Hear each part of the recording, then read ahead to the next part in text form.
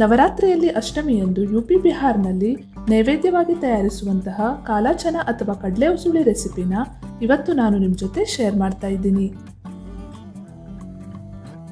Pleasure cooker ಕನ್ನಡಗೆ ಸ್ವಾಗತ.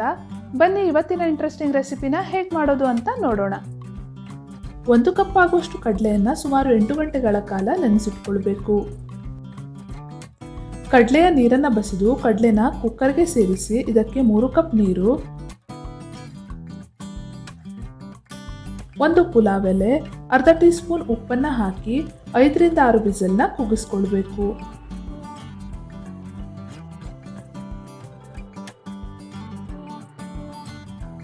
Cooker ತಣ್ಣಗಾದ ಕೂಡಲೇ ಲಿಡ್ನ open ಮಾಡಿ ಕಡಲೆ ಪೂರ್ತಿಯಾಗಿ ಮೆತ್ತಗಾಗಿದೆಯಾ ಅಂತ ಒಮ್ಮೆ ಚೆಕ್ ಮಾಡಿ.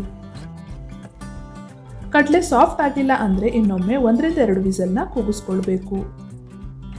ಮಿಕ್ಸರ್ ಜಾರ್ಗೆ 1 ಇಂಚ್ ಆಗುವಷ್ಟು ಶುಂಠಿ, 3 ಟೇಬಲ್ ಸ್ಪೂನ್ ಧನಿಯಾ ಪೌಡರ್, ಅರ್ಧ ಟೀ ಸ್ಪೂನ್ ಅರಿಶಿಣದ ಪುಡಿ, ಅರ್ಧ ಟೀ ಸ್ಪೂನ್ ಆಮ್ಚೂರ್ ಪೌಡರ್, ಅರ್ಧ ಟೀ ಸ್ಪೂನ್ ಜೀರಿಗೆ ಪುಡಿ, 1 ಟೇಬಲ್ ಸ್ಪೂನ್ ಕಸ್ತೂರಿ ಮೇಥಿ, 1 tablespoon Kashmiri red chilli powder, 4 cup ಆಗುವಷ್ಟು ಕೊತ್ತಂಬರಿ ಸೊಪ್ಪು, 2 ಟೇಬಲ್ ಸ್ಪೂನ್ ಬೇಯಿಸಿದ ಕಡಲೆ, 3 ರಿಂದ 4 ಟೇಬಲ್ ಸ್ಪೂನ್ ಬೇಯಿಸಿದ ಕಡಲೆಯ ನೀರನ್ನ ಸೇರಿಸಿ ನುಣ್ಣಗಿನ ಪೇಸ್ಟನ್ನು ರೆಡಿ ಮಾಡಿಟ್ಕೊಳ್ಬೇಕು. 1 ದಪ್ಪ ತಳದ ಪ್ಯಾನ್ಗೆ 3 ಟೇಬಲ್ ಸ್ಪೂನ್ ತುಪ್ಪನ ಹಾಕಿ ಇದಕ್ಕೆ ಅರ್ಧ ಟೀ ಸ್ಪೂನ್ ಜೀರಿಗೆ, ಚಿಟಿಕೆ ಇಂಗು ಹಾಗೂ ರೆಡಿ ಮಾಡಿಟ್ಟುಕೊಂಡಿರುವಂತಹ ಮಸಾಲೆನ ಸೇರಿಸಿ ಮಸಾಲೆಯಿಂದ ಎಣ್ಣೆ ಬೇರೆ ಆಗುವವರೆಗೂ ಇದನ್ನು ಮೀಡಿಯಂ ಫ್ಲೇಮಲ್ಲಿ ಸ್ಟರ್ ಮಾಡ್ತಾ ಹುರಿದುಕೊಳ್ಬೇಕು.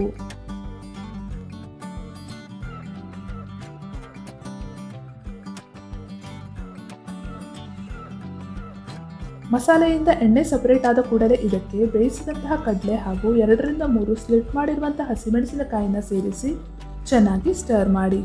ನಂತರ ರುಚಿಗೆ ತಕ್ಕಷ್ಟು ಉಪ್ಪು, ಅರ್ಧ ಟೀ ಸ್ಪೂನ್ ಗರಂ ಮಸಾಲೆ ಪೌಡರ್ನ ಸೇರಿಸಿ ಚೆನ್ನಾಗಿ ಸ್ಟರ್ ಮಾಡಿ. ಈಗ ಇದನ್ನು ಮುಚ್ಚಿ ನೀರು ಪೂರ್ತಿಯಾಗಿ ಆವಿಯಾಗುವವರೆಗೂ ಬೇಯಿಸ್ಕೊಳ್ಬೇಕು. ಕಡಲೆ ಉಸುಳಿಯ ನೀರು ಪೂರ್ತಿಯಾಗಿ ಡ್ರೈ ಆಗಿದೆ.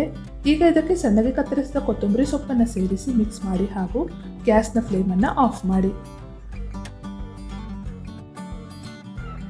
ರುಚಿಕರವಾದ ಸುಕ್ಕಾ ಕಾಲಾ ಚನಾ ಅಥವಾ ಕಡಲೆ ಉಸುಳಿ ಈಗ ರೆಡಿಯಾಗಿದೆ. ರೆಸಿಪಿ ಇಷ್ಟವಾದಲ್ಲಿ ವಿಡಿಯೋನ ಲೈಕ್ ಮಾಡಿ, ಫ್ರೆಂಡ್ಸ್ ಹಾಗೂ ಫ್ಯಾಮಿಲಿ ಜೊತೆ ಶೇರ್ ಮಾಡಿ. ಚಾನಲ್ಗೆ ಹೊಸಬರಾಗಿದ್ದರೆ ಪ್ಲೀಸ್ ನನ್ನ ಚಾನಲ್ನ ಸಬ್ಸ್ಕ್ರೈಬ್ ಮಾಡಿ.